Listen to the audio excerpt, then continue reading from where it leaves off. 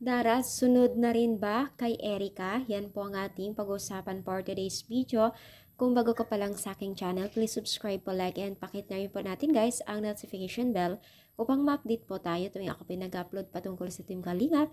And especially po guys, supportahan po natin itong sila Kalingap Rob, Kuya Bal, lahat po ng Team Kalingap at mga kasama nila sa pagtulong o sa pag-charity vlog. No? So for today's video nga po ay ating pag-uusapan ang dalawang mag-ate o itong si Dara na kung saan po ay sunod din po ito sa yapak ng kanyang ate-atehan na si Erica. So kung maalala po natin yung mga previous vlog po ni Kalinga Proud tungkol kay Dara na kung saan ay talagang inamin niya na may magaganap na pageant or siya po ay muse. So, may patimpalak po sa school nila patungkol nga po dito o sa mga muse po. No? So, ibig sabihin lamang po yan guys ay may angking kagandahan at katalinuhan pag once tayo ay kinuha ng muse. No? So, hindi naman tayo kukunin kung hindi tayo maganda o wala tayong itsura. Matangkad, sexy, di ba? So, yan po yung mga katangian ng isang muse o beauty pageant. No? So marami pong natuwa dito sa balita po ni Dara na kung saan po ay bakit hindi daw kasi napaka ganda naman daw ito ni Dara na kagaya ng ate-atehan niya itong si Erica.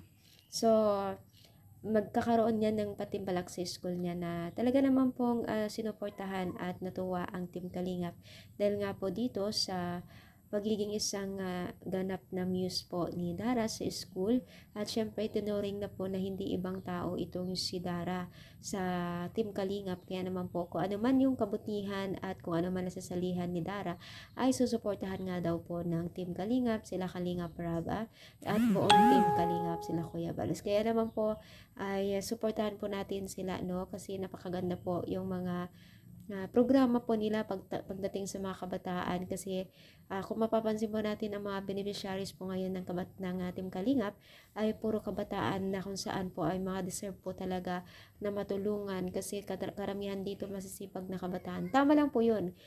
Sabi nga, tulungan yung masisipag na talagang nagsisikap. Huwag natin tulungan yung mga tamad na may kakayanan naman sanang magsumikap. Kaya tama lang po itong desisyon nila Kalinga Prab sa mga tinutulungan nila.